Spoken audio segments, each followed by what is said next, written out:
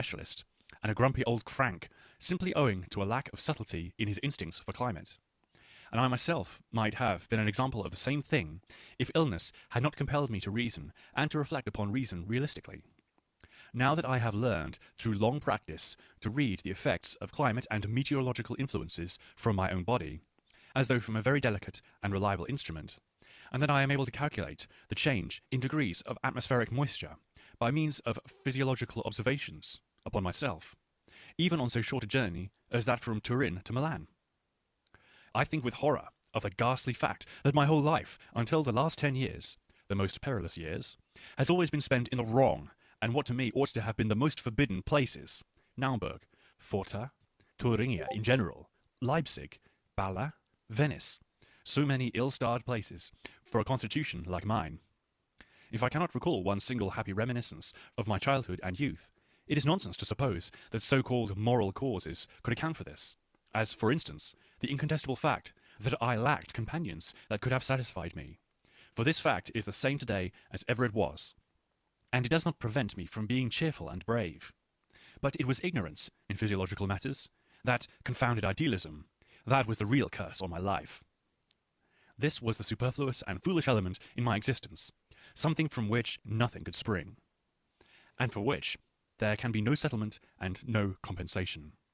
As the outcome of this idealism, I regard all the blunders, the great aberrations of instinct, the modern specialization which drew me aside from the task of my life, as for instance, the fact that I became a philologist. Why not at least a medical man, or anything else which might have opened my eyes? My days at Bala, the whole of my intellectual routine, including my daily timetable, was an absolutely senseless abuse of extraordinary powers, without the slightest compensation for the strength that I spent, without even a thought of what I was squandering and how its place might be filled. I lacked all subtlety in egotism, all the fostering care of an imperative instinct. I was in a state in which one is ready to regard oneself as anybody's equal, a state of disinterestedness, a forgetting of one's distance from others, something, in short, for which I can never forgive myself. When I had well nigh reached the end of my tether, simply because I had almost reached my end, I began to reflect upon the fundamental absurdity of my life, idealism. It was illness that first brought me to reason. 3. After the choice of nutrition, the choice of climate and locality, the third matter concerning which one must not on any account make a blunder, is the choice of the manner in which one recuperates one's strength. Here again, according to the extent to which a spirit is sui generis, the limits of which he can allow himself, in other words, the limits of that which is beneficial to him, become more and more confined. As far as I in particular am concerned, reading, in general, belongs to my means of recuperation. Consequently, it belongs to that which rids me of myself, to that which enables me to wander in strange sciences and strange souls, to that, in fact, about which I am no longer in earnest. Indeed, it is while reading that I recover from my earnestness. During the time that I am deeply absorbed in my work, no books are found within my reach. It would never occur to me to allow anyone to speak or even think in my presence, for that is what reading would mean. Has anyone ever actually noticed that during the period of profound tension to which the state of pregnancy condemns not only the mind, but also, at bottom, the whole organism, accident, and every kind of external stimulus acts too acutely and strikes too deep? Accident and external stimuli must, as far as possible, be avoided. A sort of walling of oneself in is one of the primary instinctive precautions of spiritual pregnancy. Shall I allow a strange thought to steal secretly over the wall? For that is what reading would mean. The periods of work and fruitfulness are followed by periods of recuperation. Come hither, ye delightful, intellectual, intelligent books. Shall I read German books? I must go back 6 months to catch myself with a book in my hand. What was it? An excellent study by Victor Brochard upon the Greek skeptics, in which my La Tertiana was used to advantage. Translator's footnote. Nietzsche, as is well known, devoted much time when a student at Leipzig to the study of 3 Greek philosophers, Theogenes, Diogenes Laertius, and Democritus. This study first bore fruit in the case of a paper, Zur Geschichte der Theodicneischen Spruchsammlung, which was subsequently published by the most influential journal of classical philology in Germany. Later, however, it enabled Nietzsche to enter for the prize offered by the University of Leipzig for an essay, De Fontibus Dionygis Laertii. He was successful in gaining the prize, and the treatise was afterwards published in the Rheinisches Museum. and is still quoted as an authority. It is to this essay, written when he was 23 years of age, that he here refers. End translator's note. The skeptics, the only honourable types among that double-faced and sometimes quintuple-faced throng, the philosophers. Otherwise, I almost always take refuge in the same books. Altogether, their number is small. They are books which are precisely my proper fare. It is not perhaps in my nature to read much, and of all sorts. A library makes me ill. Neither is it my nature to love much or many kinds of things. Suspicion, or even hostility towards new books, is much more akin to my instinctive feeling than toleration, légère de cœur, and other forms of neighbour love. It is to a small number of old French authors that I always return again and again. I believe only in French culture, and regard everything else in Europe which calls itself culture as a misunderstanding. I do not even take the German kind into consideration. The few instances of higher culture with which I have met in Germany were all French in their origin. The most striking example of this was Madame Cosima Wagner, by far the most decisive voice in matters of taste that I have ever heard. If I do not read, but literally love Pascal, as the most instinctive sacrifice to Christianity, killing himself inch by inch, first bodily, then spiritually, according to the terrible consistency of this most appalling form of inhuman cruelty. If I have something of Montaigne's mischievousness in my soul, and, who knows, perhaps also in my body, if my artist's tastes endeavour to defend the name of Molière, Corneille, and Racine, and not without bitterness against such a wild genius as Shakespeare, all this does not prevent me from regarding even the latter-day Frenchmen also as charming companions. I can think of absolutely no century in history in which a netful of more inquisitive and, at the same time, more subtle psychologists could be drawn up together than in Paris of the present day. Let me mention a few at random, for their number is by no means small. Paul Bourges, Pierre Loti, Gyp, Mailhac, Anatole France, Jules Lemaitre, or, to point to one of strong race, a genuine Latin, of whom I am particularly fond, Guy de Maupassant. Between ourselves, I prefer this generation even to its masters, all of whom were corrupted by German philosophy, Taine, for instance, by Hegel, who he has to thank for his misunderstanding of great men and great periods. Wherever Germany extends her sway, she ruins culture. It was the war which first saved the spirit of France. Stendhal is one of the happiest accidents of my life, for everything that marks an epoch in it has been brought to me by accident, and never by means of a recommendation. He is quite priceless, with his psychologist's eye, quick at forestalling and anticipating. With his grasp of facts, which is reminiscent of the same art in the greatest of all masters of fact, Exsangue Napoleon, and, last but not least, as an honest atheist, a specimen which is both rare and difficult to discover in France. All honour to Prosper Mérimée. Maybe I am even envious of Stendhal. He robbed me of the best atheistic joke, which I, of all people, could have perpetrated. God's only excuse is that he does not exist. I myself have said somewhere, what has been the greatest objection to life hitherto?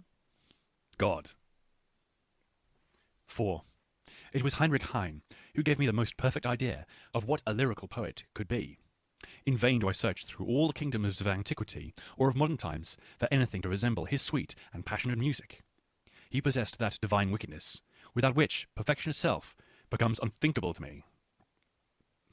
I estimate the value of men, of races, according to the extent to which they are unable to conceive of a God who has not a dash of the satyr in him, and with what mastery he wields his native tongue. One day it will be said of Heine and me that we were by far the greatest artists of the German language that have ever existed, and that we left all the efforts that mere Germans made in this language an incalculable distance behind us. I must be profoundly related to Byron's Manfred. Of all the dark abysses in this work, I found the counterparts in my own soul. At the age of 13, I was ripe for this book. Words fail me. I have only a look for those who dare to utter the name of Faust in the presence of Manfred. The Germans are incapable of conceiving anything sublime. For the proof of this, look at Schumann.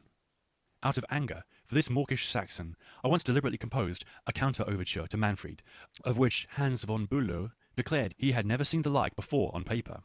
Such compositions amounted to a violation of Euterpe. When I cast about me for my highest formula of Shakespeare, I can invariably find but this one, that he conceived the type of Caesar. Such things a man cannot guess. Either he is a thing, or he is not. The great poet draws his creations only from out of his own reality. This is so to such an extent that often after a lapse of time he can no longer endure his own work. After casting a glance between the pages of my Zarathustra, I paced my room to and fro for half an hour at a time, unable to overcome an insufferable fit of tears. I know of no more heart-rending reading than Shakespeare. How a man must have suffered to be so much in need of playing the clown. Is Hamlet understood? It is not doubt, but certitude that drives one mad. But in order to feel this, one must be profound, one must be an abyss, a philosopher. We all fear the truth. And to make a confession, I feel instinctively certain and convinced that Lord Bacon is the originator, the self-torturer of this most sinister kind of literature. What do I care about the miserable gabble of American muddlers and blockheads? But the power for the greatest realism in vision is not only compatible with the greatest realism in deeds, with the monstrous in deeds, with crime. It actually presupposes the latter. We do not know half enough about Lord Bacon, the first realist in all the highest acceptation of this word. To be sure of everything he did, everything he willed, and everything he experienced in his inmost soul. Let the critics go to hell. Suppose I had christened my Zarathustra with a name not my own, let us say with Richard Wagner's name. The acumen of 2,000 years would not have sufficed to guess that the author of Human All Too Human was the visionary of Zarathustra. 5. As I am here speaking of the recreations of my life, I feel I must express a word or two of gratitude for that which has refreshed me by far the most heartily and most profoundly. This, without the slightest doubt, was my intimate relationship with Richard Wagner. All my other relationships with men I treat quite lightly, but I would not have the days I spent at Tribschen, those days of confidence, of cheerfulness, of sublime flashes, and of profound moments, blotted from my life at any price. I know not what Wagner may have been for others, but no cloud ever darkened our sky. And this brings me back again to France. I have no arguments against Wagnerites, and hoc genus omni, who believe that they do honour to Wagner by believing him to be like themselves. For such people, I have only a contemptuous curl of my lip. With a nature like mine, which is so strange to everything Teutonic, that even the presence of a German retards my digestion, my first meeting with Wagner was the first moment in my life in which I breathed freely. I felt him, I honoured him, as a foreigner, as the opposite and the incarnate contradiction of all German virtues. We, who as children breathed the marshy atmosphere of the 50s, are necessarily pessimists in regard to the concept German. We cannot be anything else than revolutionaries. We can assent to no state of affairs which allows the canting bigot to be at the top. I care not a jot whether this canting bigot acts in different colours today, whether he dresses in scarlet or dons a uniform of a hussar. Translator's footnote. The favourite uniform of the German Emperor, William II, end translator's note.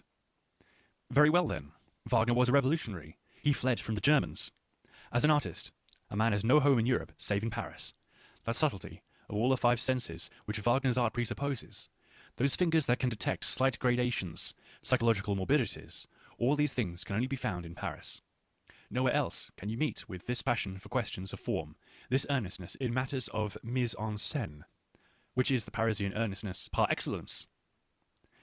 In Germany, no one has any idea of the tremendous ambition that fills the heart of a Parisian artist. The German is a good fellow. Wagner was by no means a good fellow. But I have already said quite enough on the subject of Wagner's real nature. See Beyond Good and Evil, aphorism 269. And about those to whom he is most closely related. He is one of the late French romanticists, that high-soaring and heaven-aspiring band of artists, like Delacroix and Berlioz, who in their inmost natures are sick and incurable, and who are all fanatics of expression, and virtuosos through and through. Who, in sooth, was the first intelligent follower of Wagner? Charles Baudelaire, the very man who first understood Delacroix, that typical decadent, in whom a whole generation of artists saw their reflection. He was perhaps the last of them too. What is it that I have never forgiven Wagner? The fact that he condescended to the Germans, that he became a German imperialist. Wherever Germany spreads, she ruins culture. 6. Taking everything into consideration, I could never have survived my youth without Wagnerian music. For I was condemned to the society of Germans. If a man wished to get rid of a feeling of insufferable oppression, he has to take to hashish. Well, I had to take to Wagner. Wagner is the counterpoison to everything essentially German. The fact that he is a poison too, I do not deny. From the moment that Tristan was arranged for the piano, all honour to you, Herr von Bülow, I was a Wagnerite. Wagner's previous works seemed beneath me. They were too commonplace, too German.